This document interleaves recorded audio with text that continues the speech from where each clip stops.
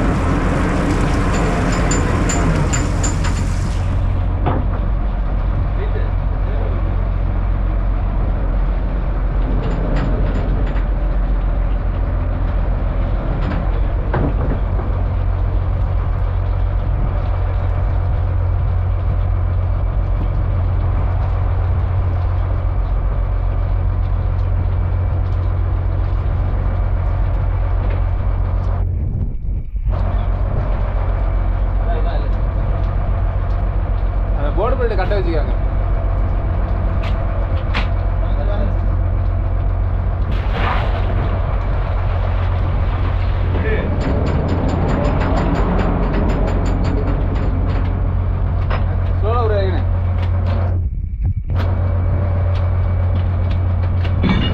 Bolt அங்கிருந்து போகும், மடி உள்ள இருக்கிற மாதிரி டக்குன்னு மடியில் மாட்டுது போல்டு.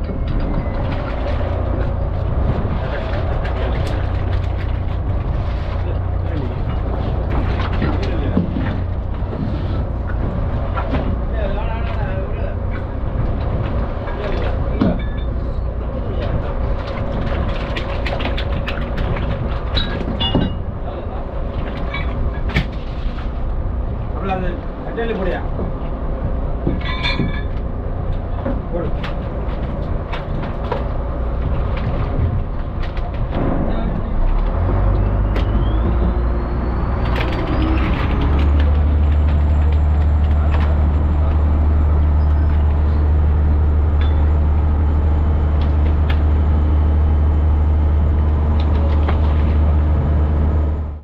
இது வந்து இந்த முறை கடலுக்கு வந்து 2வது பாடு நம்ம வலை போட்டது. முதல் பாடே பார்த்தீங்கன்னா, விடிய காலையில நம்ம வலை போட்டிருந்தோம். சுத்தமாவே மீனே இல்ல. ஏன்னா வந்து விடிய காலையில வலை போடுறோம் அப்படின்னா, ஒரு 4, 4:30க்கு வலை போடணும். கொஞ்சம் லேட்டாவே ஆயிடுச்சு. 5 மணிக்கு மேல ஆயிடுச்சு வலை போடுறதுக்கு. அதனால மீன் கணக்கு சுத்தமாவே வரல. மீனே அந்த அளவுக்கு இல்லவே இல்ல.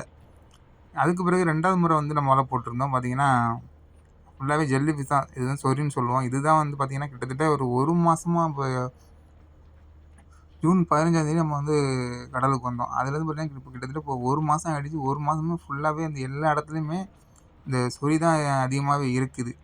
அதனால பார்த்தீங்கன்னா, மீன் எல்லாமே நெறைய படக்கூடிய மீன்கள் தான் இதெல்லாம் இப்போ நமக்கு கொஞ்சம் கிடைச்சிருக்கு.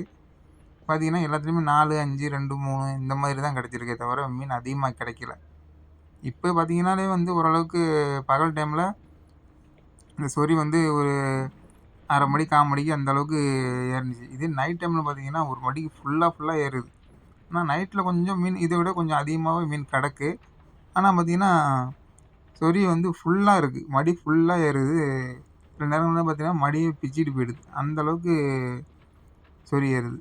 இது கிட்டத்தட்ட 1 மாதமாவே வந்து இருக்குது. அதனால் சரியாகவே மீன் கிடைக்கிறதில்ல. இதில் கிடைச்சிருக்க மீன்லாம் பார்த்தோம் அப்படின்னா, கண்ணாடி பாறை 1, அதுக்கப்புறம் அந்த புள்ளி பருவன்னு சொல்லக்கூடிய மீன். அது வந்து அந்த மஞ்சள் கலரில் கோடு கோடாக இருக்கும். அது வந்து புள்ளி பருவ அப்படின்னு சொல்லுவோம் நாங்க. அப்புறம் வந்து தடி சீலா. இது வந்து நம்ம பகுதியில் வந்து தடி சீலா அப்படின்னு சொல்லுவோம். இது பார்த்தீங்கன்னா, ஒரு 1 மீட்ரு, 1 1/4 மீட்ரு, 1 1/2 மீட்ரு அந்த அளவுக்கு இருக்கக்கூடிய சீலா மீன். இது வந்து நம்ம வந்து தடி சீலா அப்படின்னு சொல்லுவோம். அதுக்கப்புறம் பார்த்தீங்கன்னா, அந்த ராப்பாறையில பார்த்தீங்கன்னா 2 கிலோ, 3 கிலோ மீன் வந்து ஒரு 4 மீன், 5 மீன் இருக்குது. அப்புறம் ஒரு கிளி மீன். அதை தாண்டி இன்னொரு பாறை வந்து நமக்கு கிடச்சிருக்கு. ஏன்னா அந்த பாறை வந்து எப்போதுமே கிடைக்காது. அது ரொம்ப ரேரான மீன். அது வந்து இந்த பாசி பாறை அப்படின்னு சொல்லுவோம். ஏன்னா அது வந்து பச்சை கலராக இருக்கிற மாதிரி இருக்கும். அதனால வந்து பாசி பாறை அப்படின்னு சொல்லுவோம். இது வந்து பார்த்தீங்கன்னா, இப்ப தான் அந்த ஜெல்லி ஃபிஷ்லலாம் எல்லாத்தையும் தள்ளி தள்ளி விட்டுட்டு கிண்டி கிண்டி ஒண்ணு ஒண்ணா எடுத்து போட்டுட்ருக்குறோம். இவ்வளோ மீன் தான் நமக்கு கிடைச்சிருக்குது. இதில வந்து கடைசியா வந்து எப்படி வந்து மீன்லாம் எவ்வளவு இருக்கு? இந்த மீன வந்து உங்க ஏரியால வந்து என்ன பேர் சொல்றீங்க? அப்படிங்கிறத சொல்லுங்க. இதுக்கப்புறம் பார்த்தீங்கன்னா, இந்த கொழும்பு பாறையில ஒரு 5 பாறை இருக்கு. அதுதான் இப்ப நமக்கு கிடைச்ச மீனுமே. பார்த்தா மொத்தமா கணக்கு பண்ணோம் அப்படின்னா, ஒரு ரூ. 20 ரூ. 20 சரக்கு இந்த முறை நமக்கு கிடைச்சிருக்கும். ஏன்னா, இதெல்லாம் பார்த்தீங்கன்னா, எல்லாமே நல்ல விலை போகக்கூடிய மீன்கள் தான் நமக்கு கிடைச்சிருக்கு. ஆனா வந்து இப்ப நம்ம மடியில இருந்த அந்த ஜெல்லி ஃபிஷ் அளவுக்கு நமக்கு கிடைச்சிருந்தது அப்படின்னா, கிட்டத்தட்ட ஒரு ரூ. 1 அளவுக்கு நமக்கு சரக்கு கிடைச்சிருந்திருக்கும். இந்த மஞ்ச கூடையில இருக்கு பாருங்க இந்த பாறை. அதுதான் வந்து பார்த்தீங்கன்னா, பாசி பாறை அப்படின்னு சொல்லுவோம். அந்த பாசி பாறை வந்து எப்போதும் கிடைக்காது. எப்பயாவது தான் இருக்கும். இந்த மாதிரி மீன் கிடைச்சது அப்படின்னா, நல்லா மீன் நல்லா நெறையவே கூட்டமாவே கிடைக்க நெறைய வாய்ப்பு இருக்கு. ஏன்னா, இந்த ஜெல்லி ஃபிஷ் இருக்கிறதுனால பார்த்தீங்கன்னா, மீன் அந்த அளவுக்கு கூட்டமாவே கிடைக்க மாட்டேங்குது. ஒரே ஒரு கண்ணாடி பாறை அந்த கார்னர்ல ஓரமா இருக்கு பாருங்க. இது வந்து மூஞ்சி வலை மீன் அப்படின்னு சொல்லுவோம். இதுவும் வந்து நல்ல ஒரு 6 கிலோ, 7 கிலோ இருக்கும்னு நெனைக்கிறேன். நல்ல சைஸ் தான். இந்த மாதிரி மீன்கள்லாம் வந்து பார்த்தீங்கன்னா, நைட்டு கிடைக்கும்போது வந்து கொஞ்சம் அதிகமா கிடைக்கும். பகல் டைம்னால இந்த ஜெல்லி ஃபிஷ் இருக்கிறதுனால வந்து மீன் கூடி அதிகமா படமாட்டேங்குது. கம்மியா தான் படுது. அடுத்த முறை வந்து நம்ம வலை போடலாம் அப்படிங்கிறதுக்காக நம்ம ஓடிட்டுருக்குறோம். ஓடி போய் நம்ம எங்கேருந்து வலை போட்டு இழுத்துட்டு வந்தோமோ, அங்க வந்து வலை போடலாம் அப்படிங்கிறதுனால போயிட்டுருக்கோம். ஆனா இப்போ கொஞ்சம் வந்து காத்து வந்து கம்மியா இருக்கு. காத்தோட வேகம் கொஞ்சம் கம்மியா இருக்கு. அதனால வந்து நம்ம நார்மலா நின்னு வேலை பார்க்க முடியுது. இதே வந்து கொஞ்சம் காத்து அதிகமா இருந்து அப்படின்னா, போட்ல இந்த பக்கம், அந்த பக்கம் அப்படியே கடல்ல அலை அடிக்கிற மாரி அடிச்சிட்டு இருக்கும். சொறி வந்து இந்த ஜெல்லி ஃபிஷ்லாம் இந்த பக்கமும், அந்த பக்கமும் திரிஞ்சுக்கிட்டே இருக்கும். ஆனா போட் ஆடிட்டே இருக்கும். அதனால வந்து பார்த்தீங்கன்னா, அப்படியே அலை அடிக்கிற மாரி அடிச்சுட்டே இருக்கும். ஆள் நிக்கவே முடியாது. பயங்கரமா வழுக்கும் வேற. இந்த ஜெல்லி ஃபிஷ்லாம் அதிகமா இருக்கிறதுனால பார்த்தீங்கன்னா, இது மாரி ஜெல்லி ஃபிஷ் வந்து ஒவ்வொரு முறையும் வந்து வலை எடுக்கும்போதும், இந்த ஜெல்லி ஃபிஷ்லாம் அள்ளி தண்ணீல கொட்டுறதுக்கு கிட்டத்தட்ட பார்த்தீங்கன்னா, 1/2 மணி நேரம், 1 மணி நேரம் ஆயிடுது. அவ்வளது. ஏன்னா வந்து இப்போ வந்து நம்ம காத்து இல்லாதனால பார்த்தீங்கன்னா, ஒரே இடத்துல அது இருக்கிறதுனால நம்ம சீக்கிரமா அத அள்ளி போட்டுறலாம். காத்து கொஞ்சம் அதிகமா இருக்கும். போட்ல இந்த பக்கம், அந்த பக்கம் ஆடிட்டு இருக்கும்போது பார்த்தீங்கன்னா, கையால எடுக்கவே முடியாது. ஆளு நிக்கிறதுக்கு சிரமமா இருக்கும். எடுத்து போடுறதுக்கு ரொம்ப ரொம்ப சிரமமா இருக்கும். அது நம்ம வந்து கூடைய வச்சு ரொம்ப அதிகமா இருக்கும் பார்த்தீங்கன்னா, அந்த போட்டோட சைடுல அந்த கார்னர் வரும்போது, கூடைய வச்சு வச்சு அள்ளி அள்ளி கொட்டிருவோம். அப்படி இல்லன்னா ஒண்ணு ஒண்ணா தான் வந்து நம்ம கூடையில பொறுக்கி போடணும். போட் இந்த பக்கம், அந்த பக்கம் ஆடிட்டு இருக்கும்போது வந்து எடுக்கிறதுலாம் ரொம்ப சிரமமா இருக்கும். குறைஞ்சது வந்து 1/2 மணி நேரம், இல்ல 3/4 மணி நேரம், 1 மணி நேரம் ஆயிடும். எல்லாத்தையும் எடுத்து போடுறதுக்கு. இது எடுத்து போட்ட பிறகு தான் நம்ம வலைய வைக்க முடியும். ஏன்னா வந்து வலை வச்சுட்டோம் அப்படின்னா, வலை இழுத்துட்டு போகும்போது ரொம்ப ஆடும்.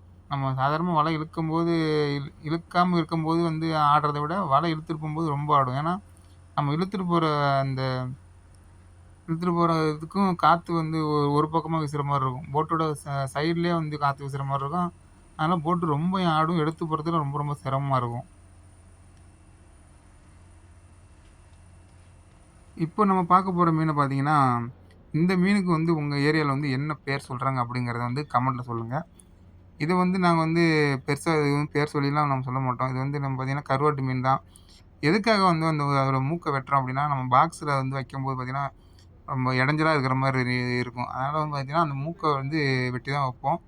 பெருசா பெருசா இதுலயே கொஞ்சம் பெருசா இருந்தது அப்படின்னா, அத சமைக்க கூட செய்வோம். நல்லா சூப்பரா இருக்கும். வறுத்து சாப்பிட சூப்பரா இருக்கும்.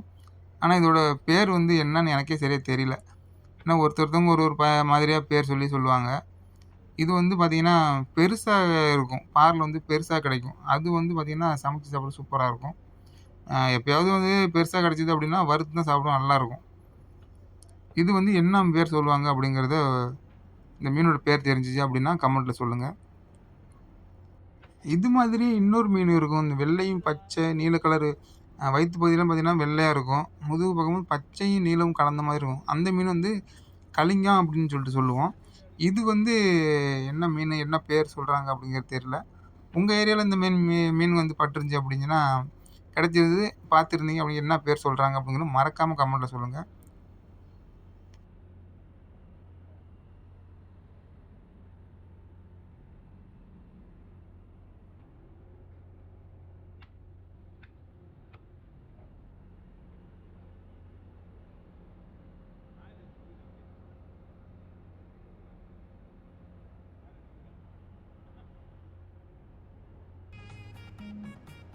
ஊடகங்களை போட்டு குஜிலி மஸ்து பண்ணிக்கிட்டு இருக்கீங்க எனக்கு புரியலடா. பேச முடியா வேற 2 பேரும் குஜிலி மஸ்து பண்ணிருப்பாங்க. போட்டு குஜிலி மஸ்து பண்றானே குஜிலி மஸ்து தான் பண்ணிருக்காங்க. இந்த வீடியோ உங்களுக்கு பிடிச்சிருந்தது அப்படின்னு நினைக்கிறேன். வீடியோ பிடிச்சிருந்ததுன்னா லைக் பண்ணுங்கள், ஷேர் பண்ணுங்கள். உங்கள் கருத்துக்களை கமெண்ட்டில் பதிவு பண்ணுங்கள். மறக்காமல் நம்ம சேனலை சப்ஸ்கிரைப் பண்ணுங்கள். பக்கத்தில் ஒரு பெல் ஐக்கான் இருக்கும், கிளிக் பண்ணி ஆள் வச்சுங்க. அப்போ நம்ம போடக்கூடிய ஒவ்வொரு வீடியோவும் உங்களுக்கு தொடர்ந்து வந்துக்கிட்டே இருக்கும். நன்றி, வணக்கம்.